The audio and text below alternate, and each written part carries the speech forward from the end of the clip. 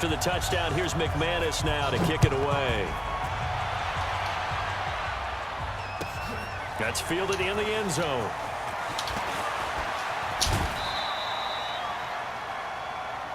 We got this. The Jets take over 1st and 10 at their own 26-yard line.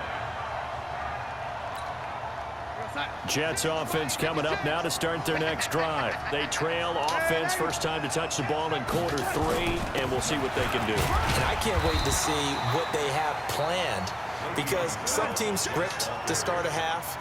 Other teams just go, okay, these are the sequence of plays we want to run. These things worked well for us. And sometimes they throw in that big chunk play right away. Shocker. Try and get after them early and try and create a big play to give themselves some momentum. See what they have up their sleeve. It'll be a pickup of 16 and a Jet first down. Now after the run by Bell, here's another 1st and 10. Darnold from the gun. Caught here by Bell. And he got blown up. Losing yardage on the play back at the 44. That'll set him back with a loss of 3 on the play. And that'll make this a 2nd and 13.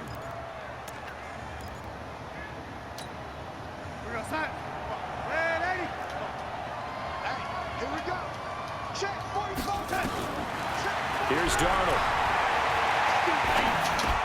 And this one complete to Smith. Yeah, he's going to be out of bounds, but not before he takes it inside the 40. 17 yards on the catch and run. It's a first down. Boy, the evolution of the game and how these guys in plays like that can get out of the pocket, keep plays alive, it just makes things so much harder for defenses. It really does, and we're talking about an era in the game.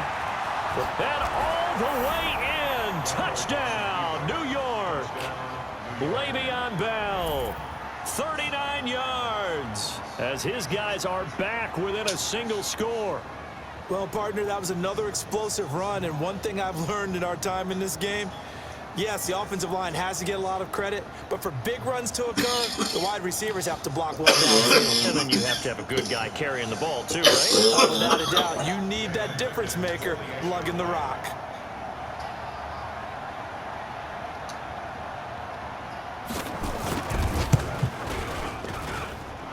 The extra point up and good. And that makes it a 14-10 ball game.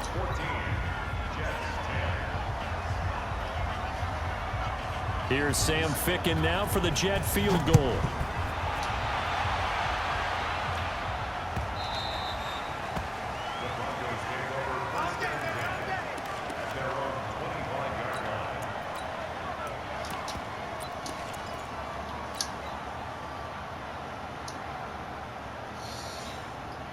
The Broncos onto the field, ready to start their next drive. And they're hoping to redo their efforts in the last drive when they got into the end zone. And just think of what it's like now on the sideline, because when you score a touchdown, you have to go over and look at the tablet and see what you did on the last drive. When you scored points, it's a whole lot better view than when you're trying to figure out how to fix things there. The last run got 3. Now here's 2nd and 7. On 2nd down, a run with Lindsey. And he's going to lose yards. They take him down at the 26. It's a loss of 2, now 3rd down. That didn't appear to be a run blitz. He just darted in once he saw the run develop. That appeared to be a case of see ball, get ball.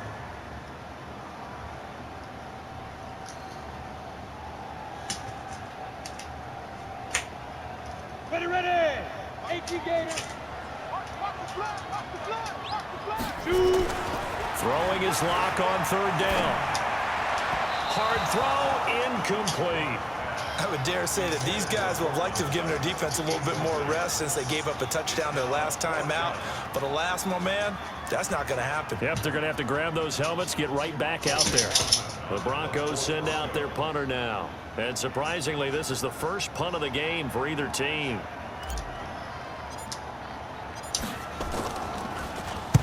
He gets us away. It's a good one, drawing toward the sidelines. And that will skip out of bounds right at about the 18-yard line.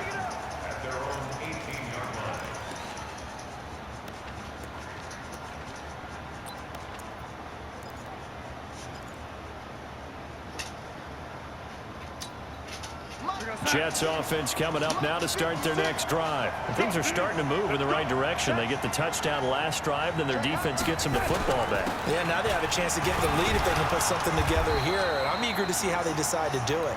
They want to be methodical, or do they want to take the big strike and go after it right now? 2 yards on the pickup there. It'll be 2nd and 8.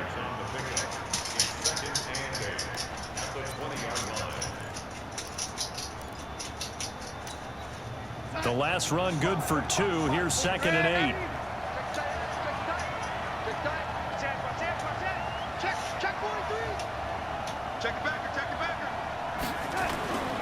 They'll go again with Bell. And for one of the few times here today, this one's not going to go anywhere. 2 runs in a row, but only 2 yards to show for it.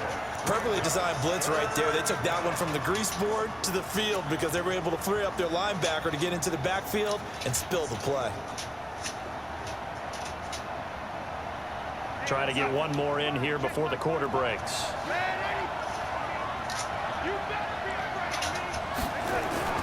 Throwing here on 3rd down. Darnold under a heavy rush, and down he goes. Welcome back now to Denver. It's Jet football, but they trail here as we start the 4th quarter. Don't do it. You better boot it.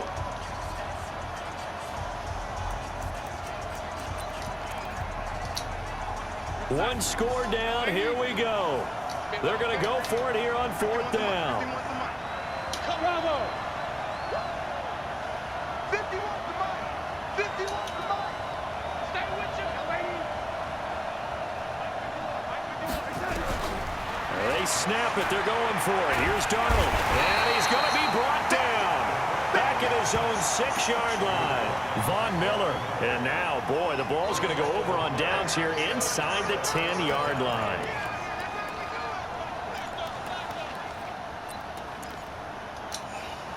So 1st and goal. 6 points here would go a long way toward wrapping this one up.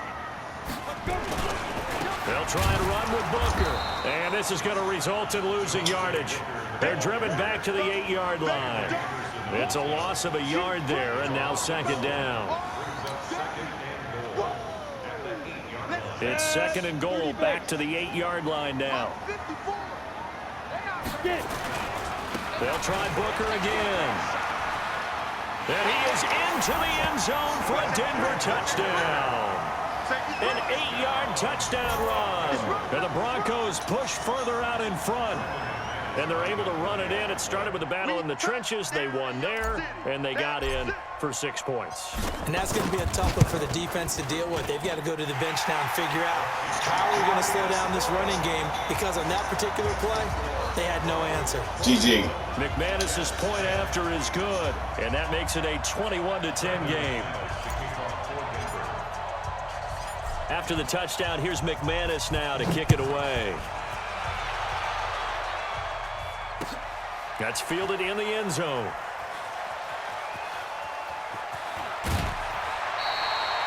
Anytime you field a kickoff inside your own end zone, you've got to be decisive about whether you're bringing it out or not. Sometimes that indecision can really cost you. That may have been what happened on that play.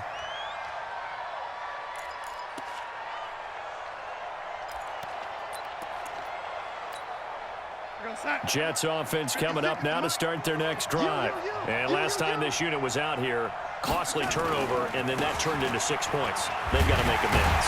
And how many times have we sat in meetings with coaches and they use the term complementary football? Offense take care of the defense, defense take care of the offense. That didn't happen on the last possession. This is a chance for them to pick themselves back up and help their team. Yeah, we'll see if they can recoup and recover.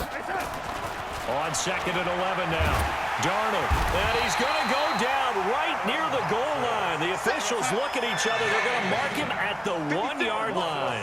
Adam Gotsis, the Aussie, with a sack. On 3rd down, here's Bell. And he can't find room to run. Bell's going to go down, and that is going to be a safety. Well, there is still time to recover from this. It remains a 2-score game, even with the 2 points there. But let's just say things not trending in the right direction. I like that phrase. I'm going to say it along with you. Things are definitely not trending in the right direction. They needed something on that drive. Instead, they gave up 2 points and a lot of hope.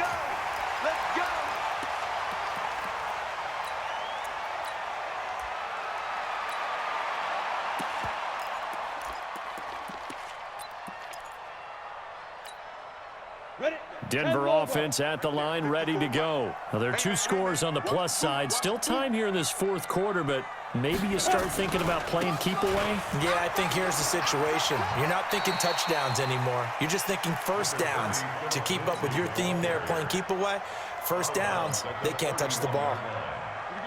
The run got 4. Now they deal with a 2nd and 6. Watch the run, watch the run. Check 26, check 5. Another run by Lindsey. And he'll be brought down right around the 37. 6 yards the pickup, and that's a first down. Well, I don't think there's any question, Brandon, at this stage, the stop troops, the defensive guys, they got to use their 3 timeouts here. They've got to stop them and get the ball back. Yeah, if you're in that 2 to 3 score deficit window that they're in now, you got to get it ASAP. Yeah, no doubt about it. Stop them, use your timeouts. Easier to move the ball on offense without timeouts than to stop them on defense without using them. This is Freeman on 1st and 10. And this winds up a pickup of 2, maybe 2.5 to about the 39. And now, defensively, they're going to burn their first timeout. Remember, they get an extra time built in coming up here shortly at the 2-minute warning. On 2nd down, it's Lindsey. And he'll get it out a couple yards shy of midfield at the 48. And there we saw one of the downsides of blitzing during a rundown, because sometimes you get out of your gaps. You don't fit the run quite as well because you're headed towards the ball carrier with abandon.